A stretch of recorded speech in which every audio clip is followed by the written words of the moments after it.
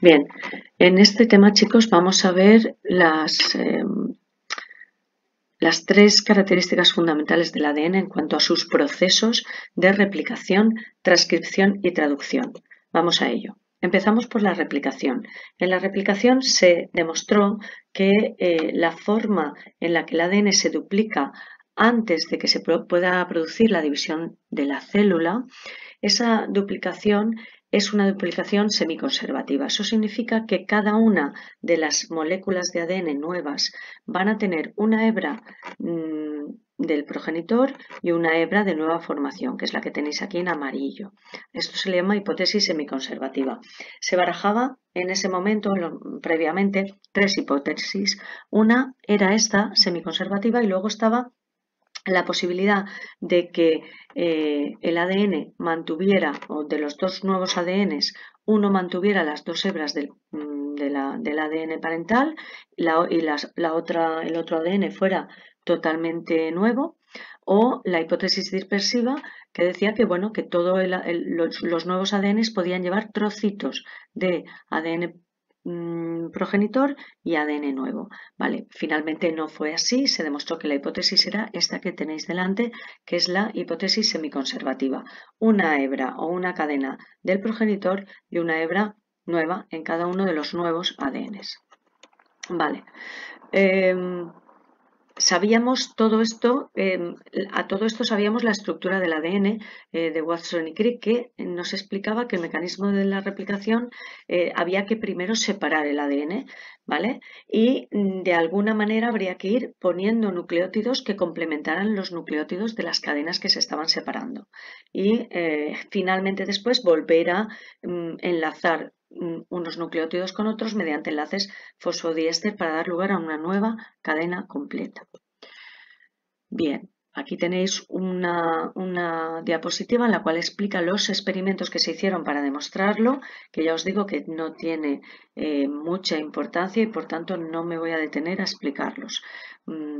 Se hicieron con nitrógeno 14 y bueno, se cultivó en nitrógeno 14 y nitrógeno 15 y entonces de esta manera se demostró lo pesada o ligera que era la cadena de ADN y en función de eso su naturaleza, si realmente estaba formada por dos hebras pesadas o por una cadena pesada y una ligera, que fue al final la solución. En cuanto al mecanismo de la replicación, sabemos que en la replicación yo voy a tener que duplicar todo el material que hay. Para ello voy a utilizar un DNA molde que serán dos cadenas, abriré las dos cadenas de ADN. Se usarán también desoxirribonucleótidos que estarán en el citoplasma, perdón, en este caso como tiene lugar en el núcleo, estarán en el núcleo, en el mismo núcleo, en el nucleoplasma, tendremos entonces los desoxirribonucleósidos que necesitamos, adenina, timina, guanina y citosina. También para realizar el proceso de síntesis voy a necesitar energía y esa energía se saca de los enlaces trifosfato, porque los desoxirribonucleósidos que están libres por el citoplasma son trifosfato. Los cogemos, utilizamos esa energía y ya los convertimos en monofosfato antes de utilizarlos para formar las parejas de nucleótidos en las nuevas cadenas de ADN. Bien, las enzimas que van a actuar son las que tenéis aquí, que luego explicaremos una a una cuál es la función o cuándo actúa cada una de ellas. Pero bueno, básicamente necesitamos primero desenrollar el ADN, eso lo hacen las quirasas. Las helicasas separan las dos hebras de ADN y hay unas proteínas que se llaman estabilizadoras o proteínas SSB que lo que hacen es mantener el DNA monocatenario, estabilizarlo mientras se completa su replicación. Las polimerasas polimerizarán o sintetizarán la nueva cadena. Tenemos que pueden actuar la polimerasa 1 y la polimerasa 3. La que actúa normalmente con más frecuencia o la que se encarga de añadir los nucleótidos es la polimerasa 3. Después tenemos una primasa que sintetiza, digamos, el andamiaje, el cebador, el RNA cebador que yo necesito para comenzar la replicación, y luego las ligasas son las que sueldan finalmente los fragmentos formando un enlace éster. Bien. Los nucleótidos que se añaden a a la molécula se van añadiendo de forma complementaria. Ya hemos dicho, adenina se unirá con timina, citosina se unirá con guanina. Y la forma de añadir nucleótidos es en una misma dirección siempre. Siempre los procesos de síntesis van a tener lugar en dirección 5' hacia 3'. ¿Qué es lo que va a pasar? Que para ello van a tener que leer la cadena molde en el otro sentido. La cadena molde estará en una dirección o se lee en una dirección 3', 5'. Pero la síntesis, repito, siempre será 5', 3'. La enzima va a recorrer la hebra molde y va a ir añadiendo nucleótidos en ese sentido. Esta replicación de ADN es bidireccional. En las bacterias se observa que hay un punto de origen que se llama ORIC, que es en el que se van a enganchar dos complejos de replicación que van a actuar cada uno en un sentido hacia un sentido diferente de esa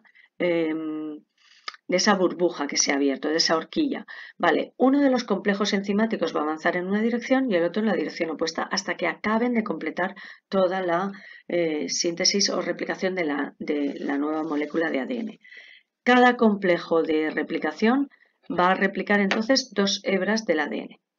Bien, tendremos una hebra que se llama hebra conductora, que es la hebra de ADN que se replica en la misma dirección en la que actuarán las polimerasas, las enzimas. Hebra conductora es la hebra que tenemos, vamos a coger el puntero, porque aquí ya empezamos a explicar. Tendremos una hebra conductora, ¿vais? Salimos de aquí como complejo enzimático y hay una hebra que vamos a sintetizar de forma continua, como veis la flecha es continua, que es esta de aquí, que es la hebra conductora. Sin embargo, otra cadena, que es esta de aquí, se va a sintetizar de una forma retardada, porque como veis se hace con fragmentos pequeñitos, a trocitos. ¿Por qué? Porque se tiene que sintetizar en el sentido opuesto al que avanza la enzima. El complejo enzimático ORIC avanza desde aquí hacia la izquierda y este complejo de aquí abajo avanza desde aquí hacia la derecha.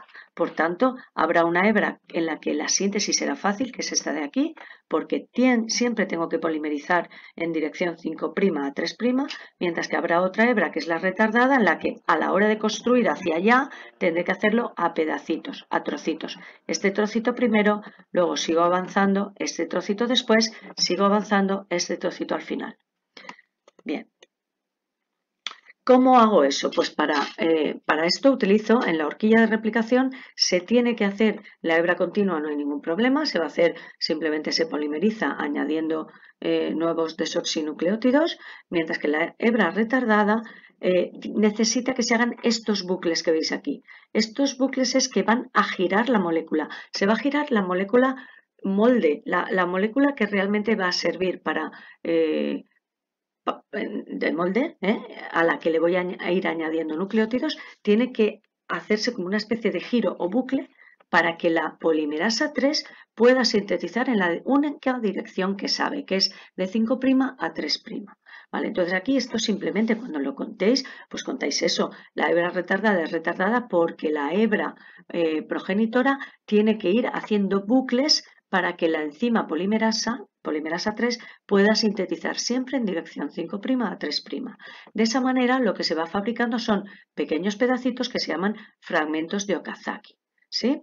A todo esto, a la hora de sintetizar en cualquier punto, bien en la hebra continua o bien en la hebra retardada, yo voy a necesitar un ARN cebador. Voy a necesitar un fragmento previo en el que empezar a insertar los primeros nucleótidos nuevos. Entonces, en esta hebra tendré aquí, en este extremo, el ARN cebador, mientras que en la hebra retardada voy a tener 3 ARN cebadores, uno aquí, otro aquí y el otro aquí, ¿vale? Que son los que me van a permitir que luego enganche o pueda engancharse la DNA Pol 3 y pueda sintetizar su fragmento de Okazaki.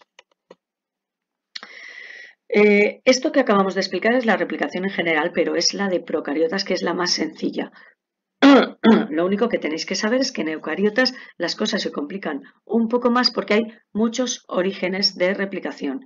Tened en cuenta o recordad que en eucariotas estoy en cromosomas. No tengo un solo cromosoma circular como en procariotas, sino que los tengo, digamos, el ADN es lineal, está separado uno de otro. Tengo, en el caso de la especie humana, tenemos 23 pares de cromosomas en cada célula para duplicar.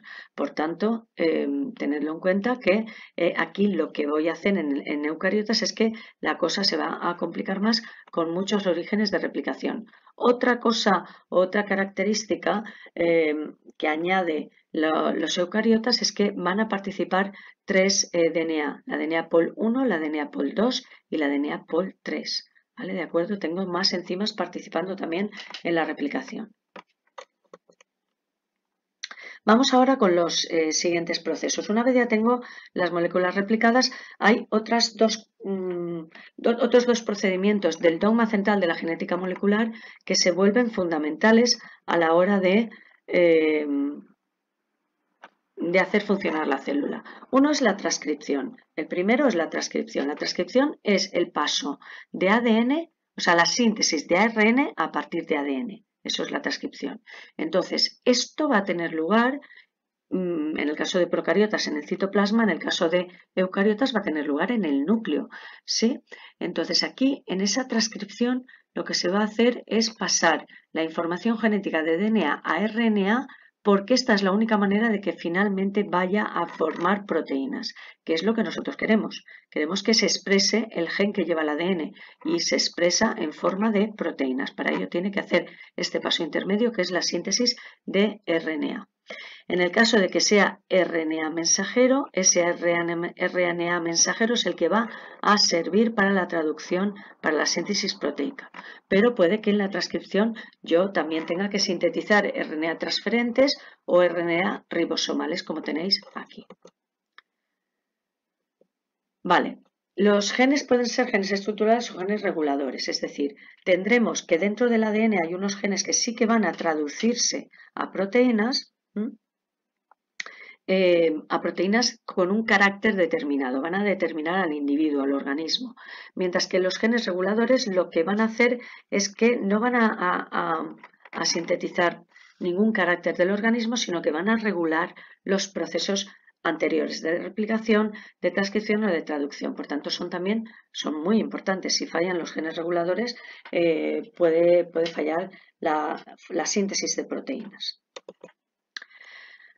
La transcripción en procariotas ya hemos dicho que es sencilla, porque es una transcripción que tiene lugar a través de un único cromosoma y es más sencilla de realizar. En una transcripción en procariotas lo que actúa es la RNA pol. La RNA polimerasa, esa enzima, va a transcribir un fragmento del ADN que es este de aquí, el que tiene gen. El transcrito va a ser solamente la parte del ADN que tiene información genética. Por tanto, va a transcribir un gen, que es el que finalmente me servirá para fabricar una proteína. Vale, entonces la enzima, el gen, va a tener una parte previa que es el segmento promotor. Ese segmento promotor es una secuencia que va a reconocer la RNA pol, se va a enganchar a ese segmento promotor y a partir de ahí va a ir sintetizando nucleótidos o añadiendo ribonucleótidos, porque estoy pasando de ADN a ARN. Por tanto, aquí no se añadirán timinas, sino que se añadirán uracilos. A la adenina se le añadirá uracilo y no timina. Vale, entonces una vez llega el segmento promotor, la RNA pol se engancha a ese segmento promotor y esto sería el inicio de la transcripción. En el inicio de la transcripción tenemos que ver también que hay Vale, estaba mirando a ver si tenía por aquí la información. Tenemos que en el inicio de la transcripción también va a haber un factor promotor que va a permitir que se produzca adecuadamente esa transcripción del ADN. Bien. La enzima va a recorrer el gen en una dirección. ¿En cuál? Pues hombre, si la enzima va a polimerizar, siempre lo hará en dirección de 5' a 3'. ¿Hasta qué momento? Hasta el momento en que reconozca lo que se llama terminador. Una secuencia, ¿vale? Que normalmente es una repetición de nucleótido que va a indicar que aquí tiene ya que soltarse la enzima porque ya ha terminado la síntesis del ARN mensajero. Y entonces ya veis que tengo el ARN fabricado y esto entonces acaba soltándose para volver a cerrarse la cadena que he utilizado molde, la cadena de ADN. Bien, aquí tenéis los componentes que se requieren en el mecanismo de la transcripción, el ADN molde, los ribonucleósidos adenina, uracilo, que no timina, uracilo, guanina y citosina, energía que nos va a dar los enlaces trifosfato y después la RNA polimerasa, que será la enzima que va a sintetizar el ARN, igual que han hecho en la replicación las ADN polimerasas. Esa estructura que veis acá abajo es la estructura en forma de árbol de Navidad, que significa que se están sintetizando muchos ARN a la vez. Cada hebra de esta que veis es un ARN, por tanto aquí las polimerasas están trabajando simultáneamente haciendo muchas cadenas, transcribiendo muchas cadenas a la vez.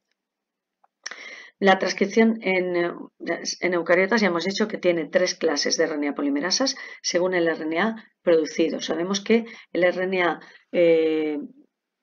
mensajero se producirá con el RNA Pol3, mientras que el RNA Pol1 y la Pol2 se encargarán de sintetizar el ARN transferente y el ARN ribosomal. ¿De acuerdo? Por tanto, la que va a sintetizar el ARN mensajero es la RNA Pol2, mientras que en procariotas solamente había una polimerasa. Otra diferencia es que el RNA producido suele ser monocistrónico, es decir, el RNA mensajero en eucariotas suele ser monocistrónico, es decir, tener información únicamente para fabricar una proteína, como veis aquí, mientras que el ARN que se ha traducido en los procariotas es policistrónico. Ese fragmento de RNA mensajero fabricado va a poder tiene 4 genes o se ha transcrito de 4 genes y por tanto va a poder fabricar 4 proteínas. Bien, la transcripción en eucariotas tiene también otra diferencia y es que se genera un ARN mensajero mucho más largo del que necesito y entonces se van a formar unos segmentos que finalmente se van a eliminar. Esos segmentos que se van a eliminar son los intrones, ¿veis? Estos naranja que están aquí señalados, mientras que los azules que tenéis alternando los intrones se llaman exones y esos sí que son los fragmentos que finalmente van a quedar en el ARN mensajero maduro, porque esto es un proceso de maduración, van a quedar en el ARN maduro y que sí que van a producir una proteína.